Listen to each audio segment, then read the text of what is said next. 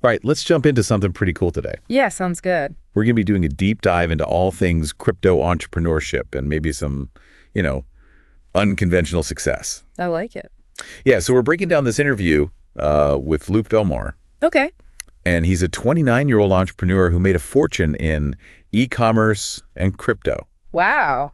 Already. I know, right? Yeah. And he's got this global network called Capital Club. All right. I've heard of that. Yeah. It's for empowering entrepreneurs at all different stages, which I think is really neat. It's a great concept. Yeah, it's like we get a peek behind the curtain with this guy, like how he's not just playing the game, but totally changing it. That's a good way to put it, yeah. One of the first things that really stood out to me was his take on societal systems. Interesting. Like education and traditional finance. And he calls them a hamster wheel. A hamster wheel. Yeah. And I don't know about you, but that image really resonated with me. Yeah, I can see why. Like we're all just running and running, but not really getting anywhere. It's a good analogy. What exactly does he mean by that? So he's suggesting that these systems, the ones we're told are the paths to success. Right. They might actually keep people trapped. Trapped how? Well, in this cycle of working for money, but never really reaching true freedom. I see, like you're always working towards something, but never quite getting there. Exactly. And he even talks about his own friends, How about them? They just couldn't wrap their heads around why he'd prioritize, travel and exploring after he made it big. Interesting. Why do you think that is? It's like their whole definition of success is tied to working nonstop. It makes you think, doesn't it? About how we define success, Definitely. Is it all about the money or is there something more? Big questions. Big questions for sure. So another thing Belmar is really into is cryptocurrency. Okay, which one? There's so many now. Bitcoin, especially. He sees it as a way to break free from, the traditional financial systems. I see where this is going. And he actually makes a pretty strong case. He talks about how governments and banks can sometimes freeze accounts and all that. That's definitely a concern for a lot of people. Right. Especially when you think about places where traditional banking just isn't reliable. Yeah, that makes sense. And he even gives this example of sending money through Telegram using something called TON, which is a decentralized system. I'm not too familiar with that one. It allows for instant, feeless transfers, which is pretty wild. Wow, that's pretty impressive. Right. So it's like a glimpse into this future where money can move around without all the traditional gatekeepers. That would be a game changer for sure. Totally. But here's the thing. While he's all about Bitcoin, he's actually pretty skeptical of most other cryptocurrencies. You mean like altcoins? Exactly, altcoins. He even goes as far as to say a lot of them are scams. Really? He thinks they're scams? Yeah, with inflated valuations and no real substance. That's a bold statement. It is, but he actually prefers meme coins. Can you believe it? Meme coins. Like Dogecoin. Yep, Dogecoin. He thinks they're more transparent somehow. Interesting. I've always seen meme coins as more of a gamble, to be honest. Yeah, they can be super volatile. Exactly, but I get his point about transparency. Yeah, it's like what you see is what you get, right? I guess so. It's definitely a different way of looking at it. Definitely. So, switching gears a bit. Sure. Belmar also has some strong opinions about AI and the job market. Oh, that's a hot topic these days. It is, and he's not sugarcoating anything. He thinks it's going to disrupt things in a big way. Disrupt how? He's basically saying a lot of traditional roles are going to get automated. That's a scary thought for a lot of people. For sure. But he's also giving some advice on how to, adapt and thrive. What kind of advice? So he's urging people to focus on developing skills that are difficult for AI to replicate, Things that AI can't do. Exactly, like human interaction, creativity, critical thinking, that sort of stuff. Makes sense. Those are things that are uniquely human. Right. And he actually mentions some specific professions that he thinks will be in high demand, like electricians, plumbers, people in the service industry. Those are jobs that require a lot of hands-on skill and problem solving. Exactly. And it's all about becoming, as he puts it, irreplaceable. Irreplaceable. I like that. Yeah, it's like finding your niche and becoming so good at it that no machine can replace you. That's a powerful concept. Instead of fearing the future, you're embracing it and finding ways to leverage your strengths.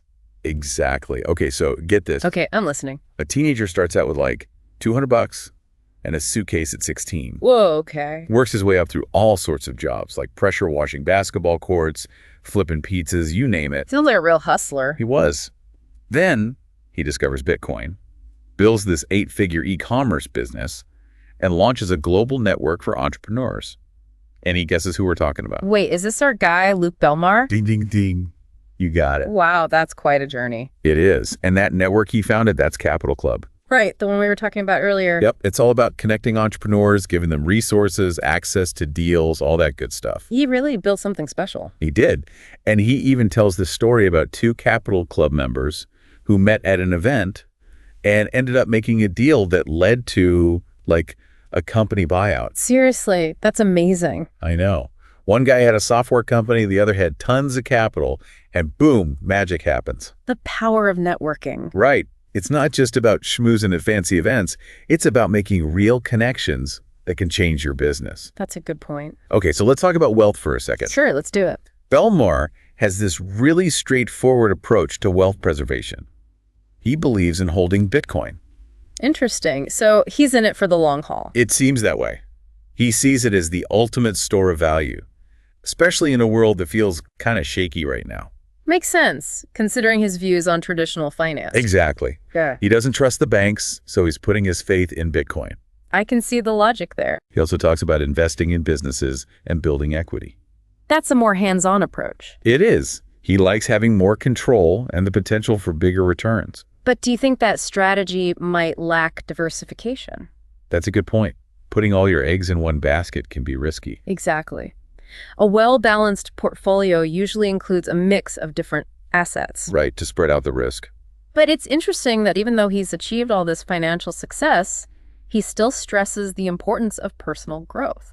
Yeah, he's not just about the money, is he? It seems like he's on this journey of continuous self-improvement, always learning and growing. It's inspiring, honestly. It is. He's not content with just staying where he is. He wants to keep pushing himself further.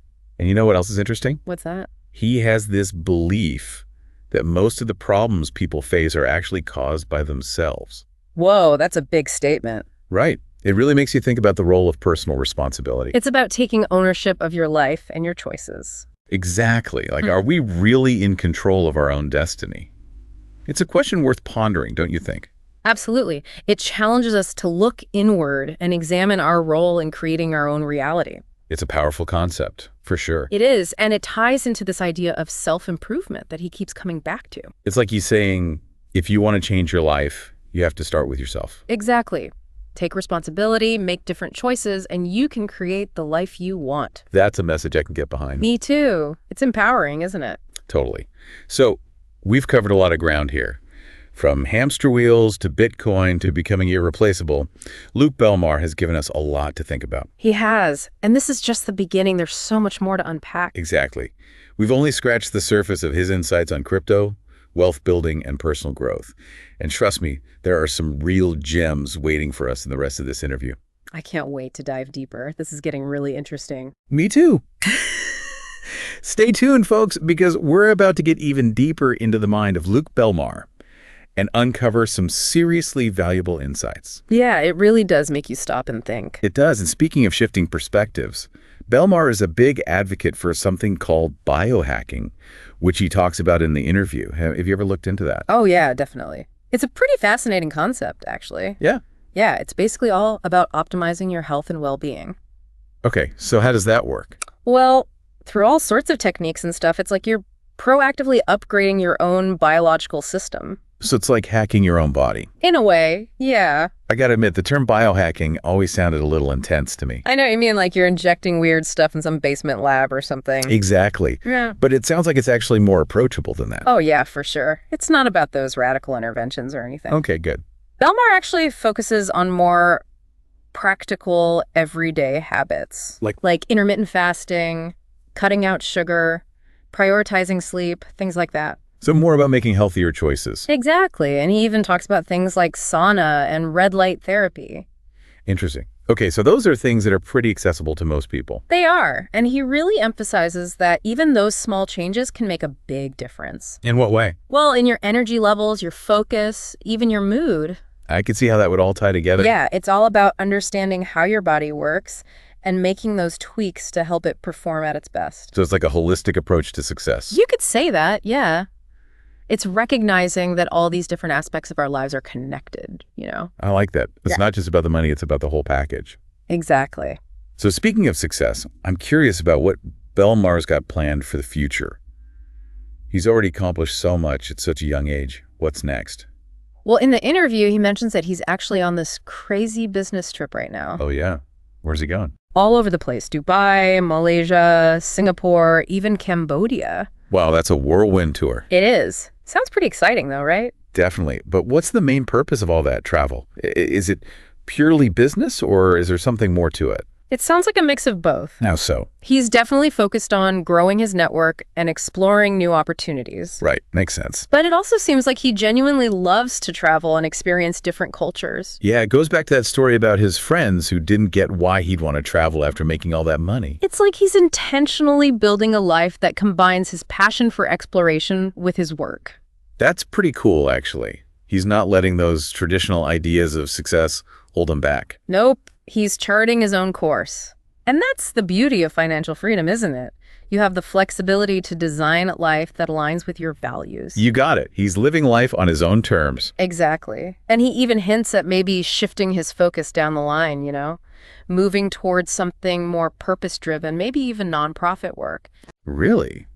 That's pretty amazing considering how successful Capital Club is. It is, but it shows that he's not just about the money, He wants to make a real difference. He seems to be always evolving, always looking for new challenges. That's right. And it all ties back to that idea of personal growth and pushing boundaries. It's inspiring to see someone actually living that way. Definitely. It makes you think about what you're doing with your own life, right? It does. It makes you wonder, what does Luke Belmar 2.0 look like? What's he going to conquer next? Right. And more importantly, what can we, the listeners, learn from his journey? That's the key question, isn't it? How can we apply these insights to our own lives? Exactly. What can we take away from all of this and actually put into practice? Okay, so let's break it down. What are some of the biggest takeaways from Belmar's story so far? Well, I think there are a few key things that really stand out. Lay it on us. First of all, don't be afraid to challenge the systems that are holding you back. Okay, I like that. Don't just accept the status quo. Right. Question everything. Be a rebel. Exactly. Forge your own path. Second, focus on developing those skills that make you irreplaceable, the things that set you apart. Your unique superpowers. Exactly, because the world is changing so fast, and those who can adapt and offer something unique will be the ones who thrive. It's like the future belongs to the lifelong learners. It really does. And third, don't underestimate the importance of your health and well-being. The biohacking stuff. Yeah, but it doesn't have to be complicated. Right. Start small. Exactly. Make those small changes to boost your energy, your focus, your overall resilience. And all heads up. It does. And finally, don't be afraid to fail. Embrace the setbacks. Exactly. Failure is a part of the process. It's how we learn and grow. It's like what doesn't kill you makes you stronger. Right, something like that. The key is to have that resilience, that positive mindset that keeps you moving forward. Okay, so we've got challenge the system, develop unique skills, prioritize your health, and embrace failure. That's a pretty solid recipe for success, wouldn't you say? I'd say so. Yeah. But I have a feeling Belmar's got even more wisdom to drop That's on us, especially when it comes to crypto and wealth building. Yeah, there's definitely more to uncover. Right. Like when he said that meme coins are actually more real than some of these hyped up altcoins with their fancy white papers. Oh, yeah. I was like, what? I get it. It's a bold statement. It is. But I think what he's getting at is that with meme coins like, Dogecoin, there's that transparency. Like what you see is what you get, right? It's all about community and having fun, and there's no pretense. Whereas with some of these other projects, it's all wrapped up in jargon and complex ideas. Right, and it can be hard to really understand what they're all about. Yeah, exactly. And I think his point is that a lot of those projects, they don't have a clear plan for how they're going to get users or even what their real-world use is. So it's all hype. A lot of it, yeah. It's about pumping up the price in the short term without any real long-term vision. Sounds risky. It is, definitely. So I think he's urging people to be careful. To do their research. Exactly. Like, don't just buy into the hype. Look beyond the surface. Yeah. Ask yourself, does this project have a real community? Does it solve a real problem? Is the team behind it legit? Those are good questions. Important ones if you're thinking about putting your money into something. Yeah, for sure. Yeah. So he's definitely got a nuanced view of crypto. He does. He sees the potential, but he's also aware of the risks. Totally. And speaking of risks, for those who are already invested, What's his take on wealth preservation in this crazy market? Well, his strategy is actually pretty simple. Hold Bitcoin. That's it? That's his core strategy, yeah. He believes it's the most resilient and secure store of value over time. Interesting. It makes sense when you consider his whole stance on traditional finance, right? He doesn't trust the system. He doesn't. And he sees Bitcoin as a way to protect himself from the instability. Like a hedge against inflation and all that. Exactly. And he's drawn to the scarcity of it, you know? Limited supply. Yeah, only 21 million coins will ever exist. So it's like digital gold. Kind of, yeah, but with the added benefit of being easily transferable and divisible. That makes sense. Yeah. But he does acknowledge that Bitcoin might not be the right fit for everyone. Right, and he suggests diversifying into other areas where you have more control. Like investing in businesses. Exactly. That's where his passion for building companies comes in. So it's about being more active with your investments. Yeah, more hands-on, actually participating in the growth of a company. I can see how that would be appealing to someone like him. It definitely aligns with his entrepreneurial spirit, and let's not forget the importance he places on networking. Right, the capital sub connection. Exactly. Surrounding yourself with the right people, sharing knowledge, supporting each other's growth. Just like power of community. Exactly. It's about building something together. Okay, so to sum up Belmar's wealth building philosophy, it's hold strong assets like Bitcoin, diversify into businesses and equity, and build a strong network. Pretty much, yeah, those are some solid principles. They are, but honestly, I think the biggest takeaway from Belmar's story goes beyond the financial stuff. Oh, I agree. There's something deeper there. It's his commitment to personal growth, right? Yeah. Like always striving to be better. Absolutely. He's not just chasing money. He's on a journey of self-discovery and continuous improvement. And that's something we can all relate to, right? No matter where we are in life. It's about pushing our own boundaries, embracing challenges, never settling. It's inspiring, you know? It is. It shows that true success is an ongoing process. It's about the journey. Exactly. And I think that's a powerful message for everyone. So, as we wrap up this deep dive into the world of Luke Belmar, I gotta say, I'm feeling pretty inspired. Me too. He's a reminder that we can achieve anything we set our minds to. Break the mold.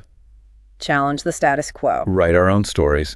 Exactly. So, to all our listeners out there, keep pushing, keep learning, and never stop growing. That's the Belmar way. It is, and it's a pretty damn good way to live. Couldn't agree more.